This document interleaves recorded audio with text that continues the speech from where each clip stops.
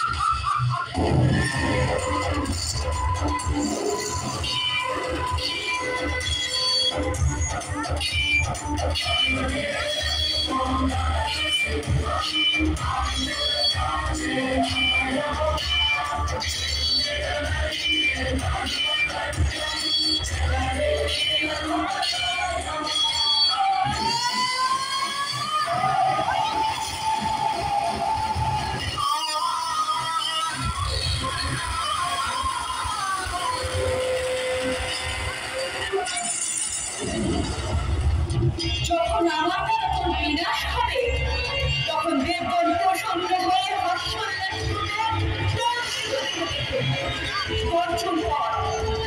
গর্জন করে রে মূর্খ।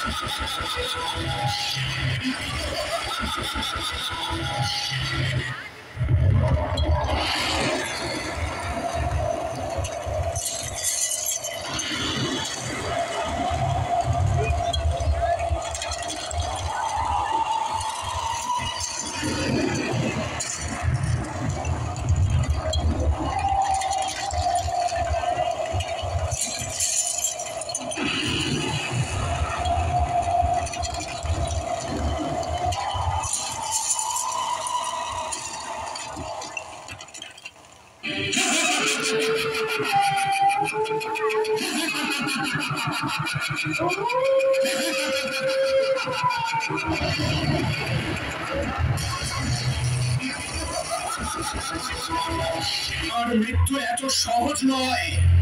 আমার দেহ থেকে এক ফোঁটা রক্ত মাটিতে পড়লে তার থেকে জন্মাবে সহস্র রক্তবীজ।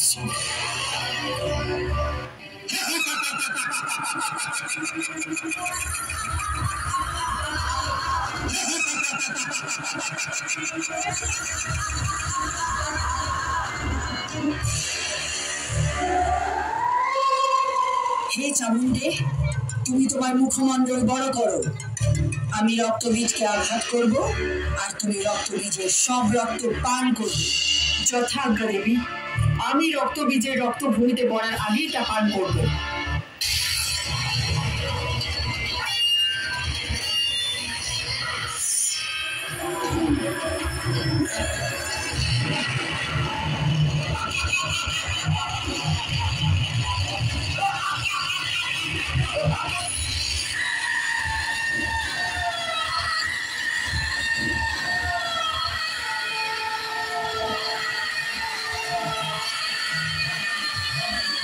আর এইভাবেই মহিষাসুরের পাঠানো সেনাপতি এবং দূতরা এক এক করে বিনাশ হতে থাকে।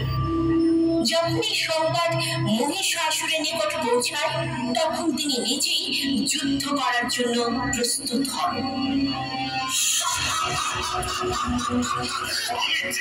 বিজয়ী মহিষাসুর, তোকে আমি আমার রানী বানাতে আমার সাথে নিয়ে যেতে এসেছি।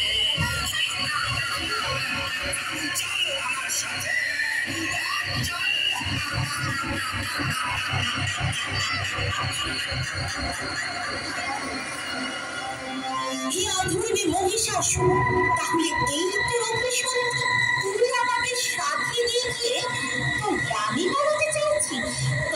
ঠিক আছে, তুইও আমাকে যুদ্ধে পরাজিত করে তোর সাথে নিয়ে চল। আমি চিরক বিজয়ী মহিষাসুর, আর তুই আমার সাথে যুদ্ধ করবি? একলাই আমার সাথে যুদ্ধ করবে? নারে যুদ্ধ করবে তো আমার সাথে? এই নে, সামলা নিজেকে। ওহে দুষ্ট অহংকারী মহিষাসুর, তবে তুই এইভাবে মানবি না? ওহে মূর্খ, তোর মৃত্যু সন্নিকটে। নে, তবে সামলা সামলা আমার প্রহার।